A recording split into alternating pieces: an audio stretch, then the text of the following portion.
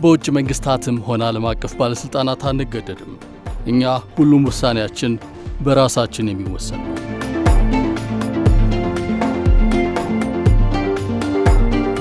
ይህን እንደ አውሮፓውያን አቆጣጠር በ1951 በተባበሩት መንግስታት ጸጥታው ምክር ቤት ላይ የተናገሩት የቀድሞ የኢራን ጠቅላይ ሚኒስትር መሐመድ ሙሰዲቅ ናቸው።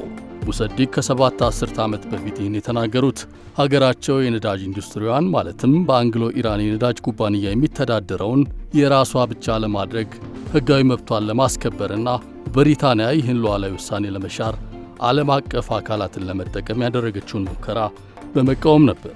የነዳጅ ቁጥጥርን ብሔራዊ ማድረግ የውስጥ ጉዳይና የኢራን ሉዓላዊነት ማሳያ መሆኑን ያስረዱት ሙሰዲቅ አንድ ሀገር የራሱን የተፈጥሮ ሀብት የመቆጣጠር ውሳኔ ለማሳለፍ ለውጭ አገዛዝ ወይም ለዓለም አቀፍ ጫና መገበር እንደማይኖርበት ተከራክረዋል። ብሪታንያ ይህ ከመሆኑ ቀደም ብሎ ሀገሪቱ ላይ ጫና ለመፍጠር በፋርስ ባህረ ሰላጤ ውስጥ የባህር ኃይሏን አጠናክራ ሌሎች የነዳጅ ኩባንያዎች የኢራንን ዘይት እንዳይገዙ ጫና ስታደርግ ነበር። የኢራን ጠቅላይ ሚኒስትር ጉዳዩ በብሪታንያ አማካኝነት ወደ ተባበሩት መንግስታት የጸጥታው ምክር ቤት ሲሄድ ምክር ቤቱ ኢራንን አቋሟን እንድትለውጥ ለማስገደድ የጉልበተኛ መጠቀሚያ ሆኗል ብለዋል። ይህ የያኔው የኢራን ጠቅላይ ሚኒስትር ንግግር በታሪክ ተመዝግቦ ቢያልፍም ከ7 አስርተ ዓመታት በኋላ ዳግም ኢራን ተመሳሳይ አጣብቂኝ ውስጥ ገብታለች። በሀገሪቱ ባለፉት ሳምንታት የበረታውን ተቃውሞ ተከትሎ አሁን ፍጥጫው ከብሪታንያ ወደ አሜሪካ ዞሯል። በሀገሪቱ በተነሳው ተቃውሞ በሺዎች የሚቆጠሩ ዜጎች ተገድለዋል። የአሜሪካ ፕሬዝዳንት ዶናልድ ትራምፕ እነዚህ ዜጎች መገደላቸውን ተገን በማድረግ ኢራን ላይ ጥቃት ለመሰንዘር መዛት ከጀመሩም ሰነባብተዋል። ይህ ዛቻ በሁለት ሀገሮች መካከል ከፍተኛ ውጥረት ፈጥሮ ዓለም አቀፍ ትኩረት ስቧል። የኢራን እስላማዊ አብዮት ዘብ በዚህ ሳምንት ባወጣው መግለጫ ለተቃውሞ መዛመት የውጭ ሀገሮችን በተለይም አሜሪካና እስራኤልን ተጠያቂ አድርገዋል።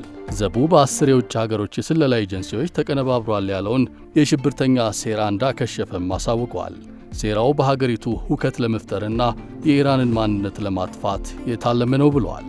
የጠላት ሲል የጠራው የእነ አሜሪካ ኮማንድ ሩም የተቋቋመው ከወራት በፊት ከተካሄደው ከእስራኤል ጋር ከነበረው የ12 ቀናት ጦርነት በኋላ ወዲያውኑ መሆኑንም ገልጿል።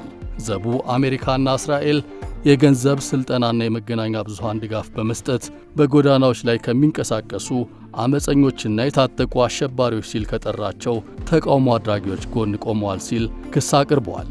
አክሎም በእስራኤልና በአሜሪካ የቀጠናው ድርጊቶች ላይ በጥብቅ ክትትል እያካሄደ እንደሚገኝም በመግለጫው አትቷል። ጉዳዩን የሚከታተሉ በርካታ ታዛቢዎች እንደሚሉት ከሆነ አሜሪካ በኢራን ላይ ባላት አቋም በእስራኤል ከፍተኛ ተጽዕኖ ስር ወድቃለች። ጠቅላይ ሚኒስትር ቤንያሚን ኔታንያሁ የቴህራንን የባሊስቲክ ሚሳኤል ፕሮግራምና የኒውክሌር ምርምሯን ስጋት ለማስወገድ ይፈልጋሉ። እስራኤል በኢራን ያገዛዝ ለውጥን በአደባባይ ስታቀነቅንም ቆይታለች። በዚህም የተነሳውን ተቃውሞ ተገን በማድረግ የአሜሪካው ፕሬዝዳንት ዶናልድ ትራምፕ የጦር መርከቦች ቡድን ወደ መካከለኛው ምስራቅ ማሰማራታቸውን ይፋ አድርገዋል። ቡድኑ ዘመናዊን የተባለ የጦር አውሮፕላንና መርከቦችን እንዲሁም ሚሳኤሎችን ማውደም የሚችለውን ዩኤስኤስ ዲልበርት ዲ ብላክ አካቷል። በሱዌዝ ካናል በኩል በማቋረጥ ወደ ባህረ ሰላጤው አካባቢ ሲያመራ መታየቱን የባህር ላይ እንቅስቃሴን የሚከታተለው ማሪን ትራፊክ የተባለ ድረገጽ አመልክቷል። ግዙፉ የጦር አውሮፕላኖች ተሸካሚ መርከብ አብርሃም ሊንከንን ጨምሮ በአሁኑ ጊዜ 10 የአሜሪካ የጦር መርከቦች በመካከለኛው ምስራቅ አካባቢ እንደሚገኙም ይታመናል። ኦስፕሬ የተባሉት ወደ ተለያዩ አቅጣጫዎች በቀላሉ መብረር የሚችሉት የአሜሪካ ባህር ኃይል ወታደራዊ አውሮፕላኖች በባህረ ሰላጤው አካባቢ ወደ ኦማን ሲበሩ መታየታቸውም ተዘግቧል። በተጨማሪም አቡዳቢ ውስጥ ከሚገኘው ጦር ሰፈር የተነሳ የአሜሪካ ባህር ኃይል ቅኝት አድራጊ ድሮን በኢራን የባህር ዳርቻ አቅራቢያ ቅኝት እያደረገ እንደሚገኝም ተነግሯል። አሁንም ኢራን ወደ ድርድር የማትመጣ ከሆነ አሜሪካ እርምጃ የምትወስድበት ጊዜ መቃረቡን ፕሬዝዳንት ትራምፕ በማኅበራዊ ሚዲያ ላይ ማስጠንቀቃቸውን እንደቀጠሉ ነው። ይህን ተከትሎ ኢራን ለተባበሩት መንግስታት የአቤቱታ ደብዳቤ አቅርባለች።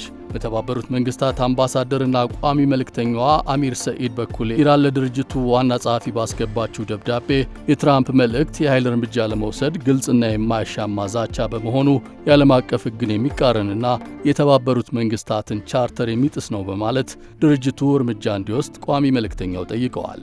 ኢራን በደብዳቤው እንዲህ አይነቱ ባህሪ ቀጠናዊ ውጥረትን የሚያባብስ ያልታሰበባቸው ክስተቶች እንዲፈጠሩ የሚያደርግ እንዲሁም ለዓለም አቀፍ ሰላምና ደህንነት ቀጥተኛ አደጋ ነው ብላለች።